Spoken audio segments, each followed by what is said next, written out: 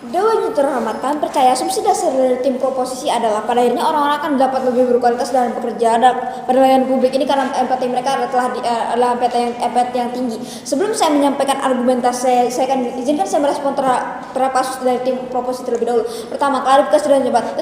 Bagaimana mereka tidak memberikan parameter seperti bagaimana atau berapa empati orang-orang yang akan mereka terima untuk bekerja pada sektor pelayanan publik ini pada akhirnya. Mereka tidak menjelaskan mekanisme mereka dengan lebih jauh sehingga pada akhirnya mari kita asumsikan bahwa pada akhirnya mereka hanya menerima orang-orang dengan empati sekitar empati 8 atau 9 saja, sehingga lihat bagaimana pada akhirnya orang-orang dengan empati yang di bawah dari 8 ini pada akhirnya mereka tidak akan mampu untuk mendapatkan pekerjaan tersebut. Bukan lihat pada akhirnya ini juga akan buruk bagi mereka, bagi masyarakat sendiri. Karena apa? Karena mereka tidak akan, karena lapangan pekerjaan yang dimiliki oleh masyarakat ini pada akhirnya akan jadi terbatasi atau sangat tertutup. Karena pada akhirnya orang-orang tidak akan bisa mudah untuk mendapatkan pekerjaan, sehingga lebih pada akhirnya sehingga mereka juga akan menjadi kesulitan untuk meningkatkan ekonomi mereka. Sehingga bagaimana mereka bisa meningkatkan kualitas hidup mereka jika pada akhirnya ekonomi mereka sendiri tidak dapat mereka tingkatkan.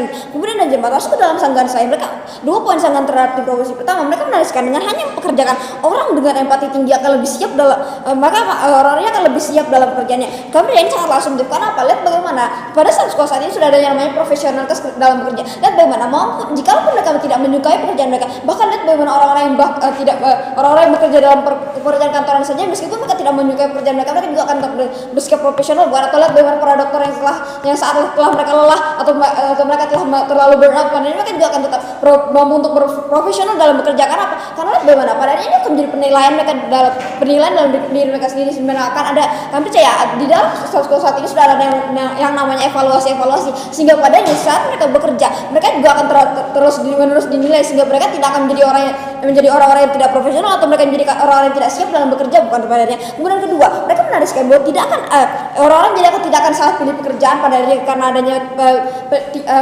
karena adanya pressure tingkat empati yang tinggi tadi. Kami sih sangat asumtif. Karena lihat bagaimana untuk mengetahui hal ini atau mengetahui orang-orang apakah akan salah pilih pekerjaan atau mereka telah memilih pekerjaan yang tepat, untuk mereka penilaian dari empati saja nggak cukup. Lihat bagaimana padanya orang perlu untuk merasakan apakah mereka benar-benar cocok dengan sektor tersebut, apakah mereka benar-benar sesuai kemampuan yang mereka miliki dengan sektor tersebut. Itulah yang akan dapat mampu untuk menentukan apakah mereka berada di pekerjaan yang tepat untuk diri mereka atau tidak, bukan. Dan juga sehingga pada mereka percaya prasyarat empati yang tinggi atau penilaian empati ini tidak akan mampu untuk memenuhi argumentasi yang dimiliki atau asumsi yang dimiliki oleh tim pro tadi. Masuk ke dalam setup kami dari jemaat penilaian kami jelas. Kami percaya statusku saat ini sudah sangatlah progresif, di mana persyaratan tambahan berupa tingkat empati yang tinggi ini tidaklah diperlukan. Tujuan yang kami pikirlah kami ingin menciptakan lingkungan kerja yang lebih mudah untuk dijangkau oleh masyarakat.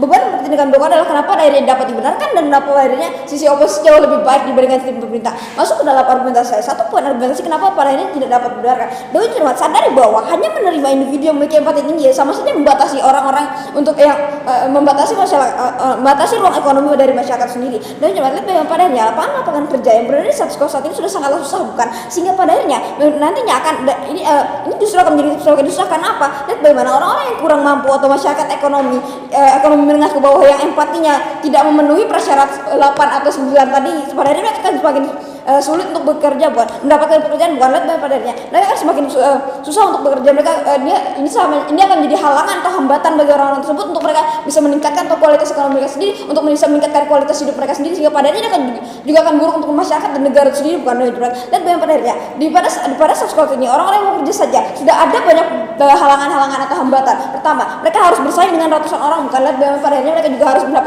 mereka harus melalui tes yang panjang untuk bisa bekerja dalam sektor tersebut. Dan bagaimana orang-orang untuk menjadi dokter atau untuk bekerja dalam pelayanan publik, mereka harus melalui tes yang panjang. Mereka juga harus melalui interview, mereka harus melalui wawancara yang banyak. Bukan sehingga padanya kan percaya ini sudah menjadi mekanisme yang cukup. Ditambah lagi pada ada yang namanya HRD yang akan menilai layak atau tidaknya seorang untuk dalam pekerjaan tersebut.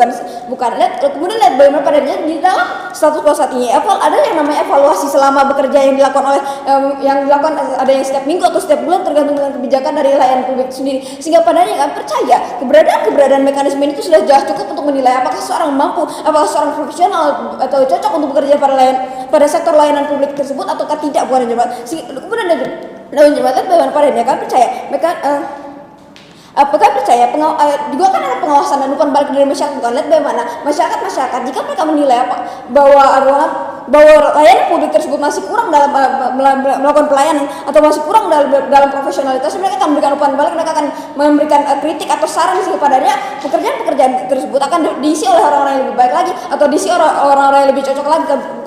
Dan sebenarnya dengan adanya umpan balik atau pengawasan dari masyarakat ini sudah menjadi hal yang sangatlah cukup. Karena apa? Lihat bagaimana masyarakat yang adalah orang-orang yang akan dilayani oleh layanan publik ini, bukan, sehingga pada mereka lah yang akan lebih mampu untuk menilai apakah orang-orang tersebut sesuai dengan pekerjaan yang mereka dapatkan ataukah tidak. Bukan lihat padannya dengan orang-orang tersebut dengan masyarakat yang lebih menjadi penilaian menjadi pusat penilaian kita, dia akan menjadi lebih sesuai dengan yang keinginan dari pemerintah, di mana pemerintah ingin menciptakan layanan atau ruang yang mampu untuk menerima atau mampu untuk diterima oleh masyarakat, di mana pada akhirnya masyarakatlah yang akan mampu untuk masyarakat sendirilah yang menjadi kunci apakah pada akhirnya layanan publik tersebut adalah layanan publik yang baik atau layanan publik yang kurang baik, di mana pada akhirnya kami percaya empati ini saja tidaklah cukup, bukan, dan sebenarnya diperlukan profesionalitas dalam bekerja, sehingga pada akhirnya dengan adanya penilaian dari masyarakat ini yang akan menilai tidak hanya empati tapi juga profesionalitas dalam bekerja, ini akan menjadi lebih baik di sisi kami. Dari kami percaya